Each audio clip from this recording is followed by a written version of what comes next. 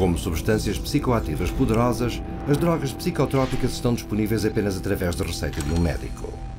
Então, como é que os psiquiatras e companhias farmacêuticas foram bem-sucedidos em convencer milhões de médicos a receitar centenas de milhões de pessoas?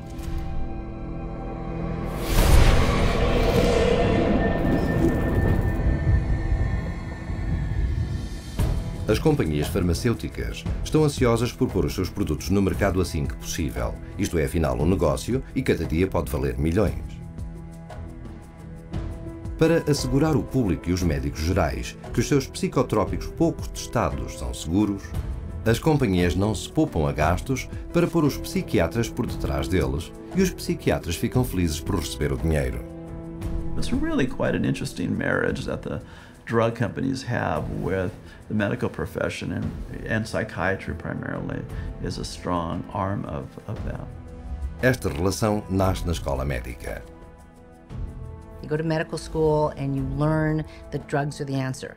And then you go into residency and you're told about this whole armamentarium of psychotropic drugs. And if somebody's bipolar, you use this whole group of drugs. If someone's depressed, you use these drugs and so on. And that is the Bible. And when you're a believer, as psychiatrists are, in the Bible of psychiatry, or in that box called psychiatry, you're not likely to stray unless you begin to think for yourself. E uma vez fora da escola médica, muitos desses psiquiatras crentes são recrutados por companhias farmacêuticas e treinados como oradores.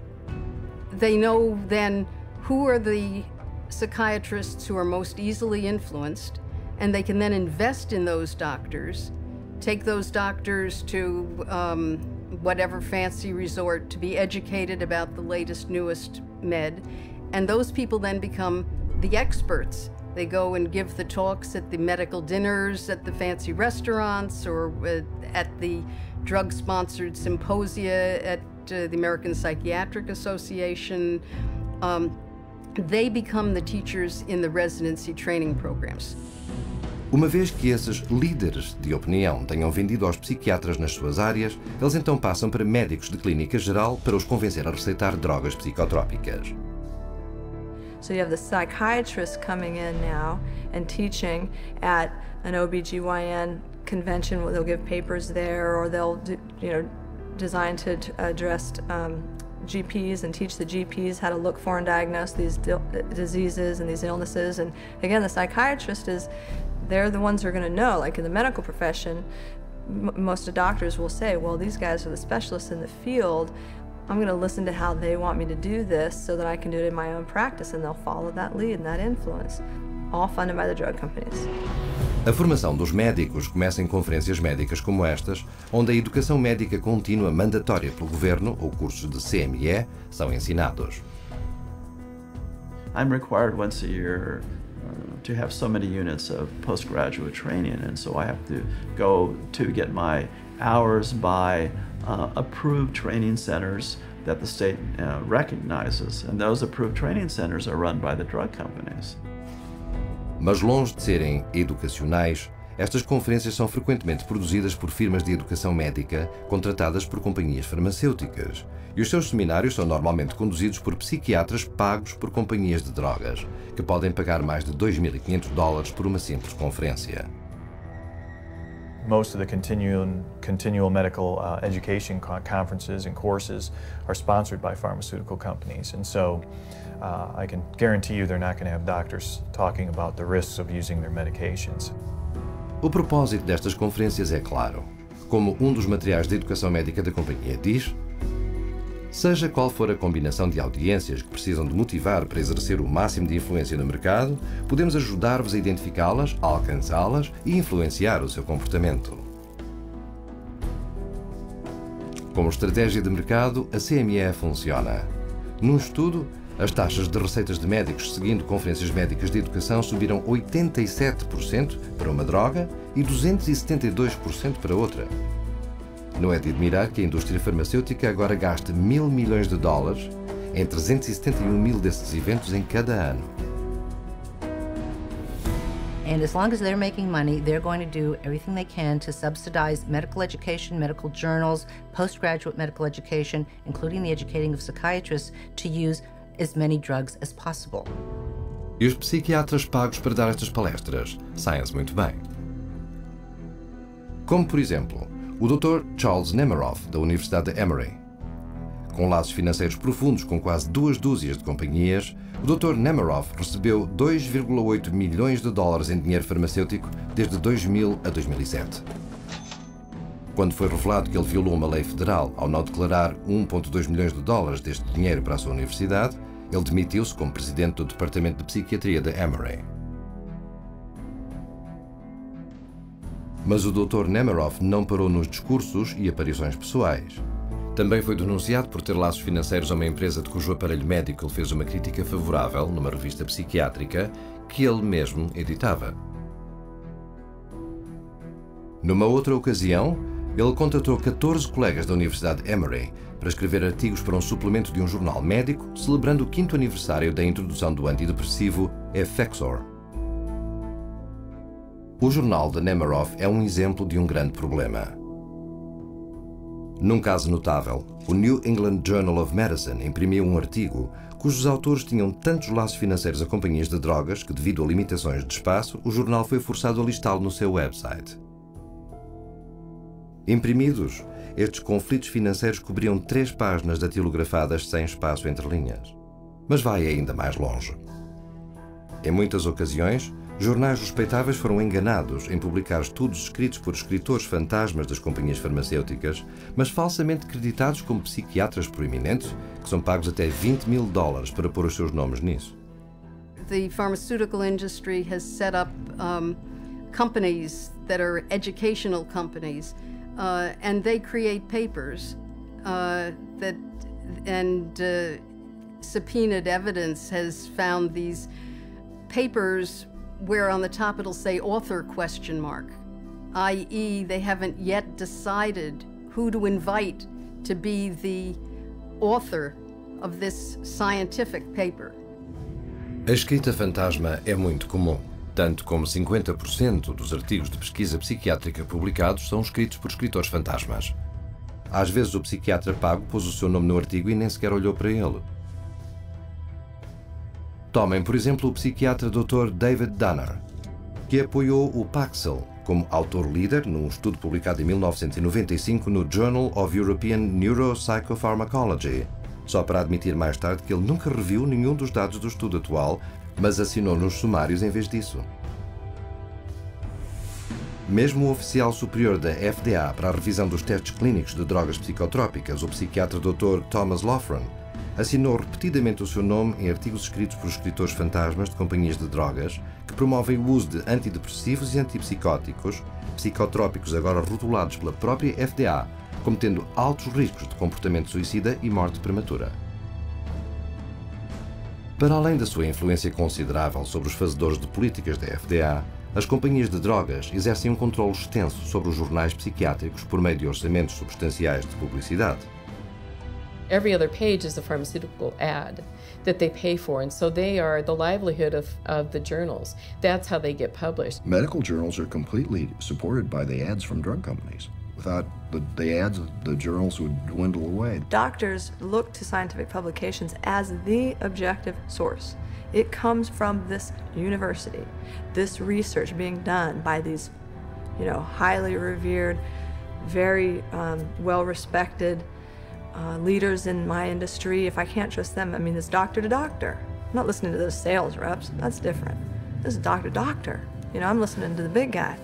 And, they've taken over that process. The scientific literature now, you just can't trust it. Hoje, entre 2/3 e 3/4 de todos os testes clínicos publicados em grandes jornais são financiados por empresas farmacêuticas. E para influenciar os receitadores ainda mais eficazmente, as companhias farmacêuticas darão tanto como $1 milhão a jornais para artigos de testes favoráveis que eles podem depois usar como ferramentas objetivas de marketing. Mas o financiamento farmacêutico da psiquiatria vai para além disto. Após anos de pressão finalmente forçarem uma promessa recente para mudar, a Conferência Nacional da APA foi amplamente subscrita por companhias farmacêuticas, assim como os seus esforços de lobbies no governo. Mas os velhos hábitos são duros de morrer. Na recente convenção da APA, as companhias farmacêuticas estiveram lá a distribuir comida e a dar aos psiquiatras conferências promocionais chamadas teatros de produto. and they get the vast majority of their funding for their associations, for their meetings, for everything from the pharmaceutical industry. So promoting pharmaceuticals is basically the only options that they have. Com os psiquiatras já entusiasticamente a espalhar a doutrina farmacêutica para o resto do campo médico, as companhias farmacêuticas também atacaram médicos prescritores de outro flanco, usando exércitos de delegados de propaganda médica. We always did a full frontal assault. So we always came in, our product's the best. Our product's the best, our product's the best. Are you gonna write it? Are you gonna write it? You're gonna write scripts? You know, this was kind of our mentality. My job and my pay was based solely on my ability to push drugs through my territory. So if I wasn't moving enough prescriptions, if I wasn't moving enough pills through my territory, I was at risk of being fired, and on a lesser level, you know, I wasn't making the bonus money. The bottom line for you was it was a business, you got paid, and you had to get as many prescriptions as you needed that doctor to write, and you did it however you could. Uma maneira de conseguir pessoas para tomar medicamentos farmacêuticos é através de amostras gratuitas. Estas não são oferecidas por fabricantes de drogas psicotrópicas por caridade. Eles tencionam levar os pacientes a um regime de drogas do qual eles não possam sair. Samples sitting on a shelf encourages a doctor to give that drug away and then to write an accompanying prescription for that, which will be later filled at the pharmacy. And that's what doctors wanted, to be able to not only have the samples, but give them to their friends, their family, lots to the patients, because they know if they gave the samples, you had a higher incidence of being able to prescribe. The doctors would prescribe your product. You're getting the physician comfortable with the drug, and you're getting the consumer comfortable with the drug. So let's say when the trial's over and the free drug's gone for the trial, what's the doctor going to do? Is he going to write a prescription of another product? Not if the patient's doing fine. You never want to rock the boat. The industry and the companies fully understand that if you can get those drug samples into a doctor's hand, you're going to be able to get prescriptions out of that doctor. They're actually a very effective marketing tool, and there's quite a large percentage of the marketing budget that goes into the distribution of samples. Em 2003, os delegados de propaganda médica distribuíram amostras gratuitas no valor de 16,4 milhões de dólares. E para as venderem com maior facilidade, os delegados recorrem a outra arma secreta: informação sobre receitas comprada a farmácias por empresas de seguimento de receitas. You'd get a list with like Dr. XYZ, Prozac, Zoloft, Paxil, Celexa, and it would tell you how many scripts, give or take, let's say 10, per month or per week, that physician was writing of those products. So we knew everything about our doctors, which ones were the most valuable, which ones to spend the most time on, and what we needed to do, and where their weak spots were. So it was very valuable in that you frequently, as the sales rep, knew better what the doctor was actually doing than the doctor did himself, because he wasn't tracking his own prescriptions. A indústria farmacêutica agora gasta 22 mil milhões de dólares por ano a mercadejar aos médicos para aumentar as receitas, uns incríveis 90% do seu orçamento de marketing. E este investimento resultou. Hoje, as drogas psicotrópicas são um negócio de muitos milhares de milhões de dólares, sendo mais de 2/3 receitadas por médicos de clínica geral. Mas os psiquiatras são aqueles na frente a espalhar a informação. E quando o uso de drogas psicotrópicas é questionado ou obtém uma má publicidade, os líderes de opinião psiquiátricos defletem os ataques e desacreditam os críticos. Ou eles poderão simplesmente usar a sua posição para fazer todo o problema desaparecer. Por exemplo, o psiquiatra Dr. Daniel Casey, presidente do primeiro comitê de aconselhamento da FDA, que se reuniu em 1991 para decidir se uma etiqueta de aviso sobre aumento de risco de suicídio deveria ser adicionada à etiqueta do Prozac. Na audiência, membro familiar atrás de membro familiar apareceram para mostrar como o Prozac prejudicou as suas crianças e entes queridos. No final, no entanto, o Dr. Casey e os seus colegas votaram contra a etiqueta, citando falta de evidência. Mas o que muitos na audiência não sabiam é que 5 pessoas sentadas nesse painel de 9 membros tinham laços financeiros consideráveis com companhias farmacêuticas. O próprio Dr. Casey tornou-se o presidente de um painel de aconselhamento da FDA que votou para aprovar outro antidepressivo, o Zoloft, mais tarde nesse mesmo ano, e em breve tornou-se um dos mais procurados oradores sobre o Zoloft. Mas a corrupção vai para além dos psiquiatras na FDA. Diretores de grandes instituições psiquiátricas são também pagos generosamente pelas companhias psiquiátricas, como o vice-diretor do Instituto Psiquiátrico de Nova York, que num ano recebeu 140 mil dólares. Mesmo agências de governo não estão imunes ao conflito de interesses. Em 2006, o estado do Texas processou a companhia Janssen por transportar os oficiais de saúde mental do Texas para outros estados para promover a sua droga Risperdal. Incluído estavam bónus, gastos de viagens e honorários de discursos. Mesmo a nível federal, o chefe de psiquiatria geriátrica no Instituto Nacional de Saúde Mental foi condenado nesse mesmo ano por aceitar e falhar em declarar mais de $250 milhão de companhias de fármacos em troca de consultas, honorários e gasto de viagens. O resultado destes doutores de campanhas de educação pagos farmaceuticamente é uma explosão em receitas de drogas psicotrópicas, não apenas escritas por médicos, mas por muitos outros. I know some practitioners start people on drugs, on the antidepressants. There's unfortunately, a nurse practitioner that does it, and she's not supposed to. It's not in her protocol. Another nurse practitioner I work with has told me that she keeps doing it. It's gotten to the point where you have nurse practitioners, physician's assistants. There are times when that child doesn't even see a doctor. And we're seeing these prescriptions written for, and at best, the doctor may sign off on the bottom of that prescription.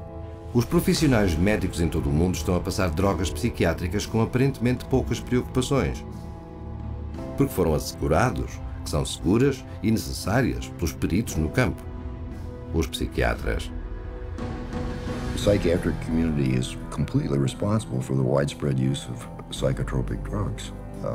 They're the ones writing the scripts to the large extent, and they're the ones that are proclaiming their supposed beneficial effects, and I think they're sketchy, the evidence isn't good, and the side effects are horrible. The psychiatrists are the facilitator of the diseases, and therefore the prescriptions. Hoje, mesmo organizações psiquiátricas não contestam que a parceria entre a psiquiatria e as companhias farmacêuticas em promover as drogas psicotrópicas a médicos é considerável e quase impossível de evitar. Mas desde cedo, esta parceria apercebeu-se de que promover a médicos não era suficiente. Como poderiam eles alcançar o seu objetivo demográfico, o consumidor final, e levá-lo aos consultórios dos médicos para exigir estas drogas?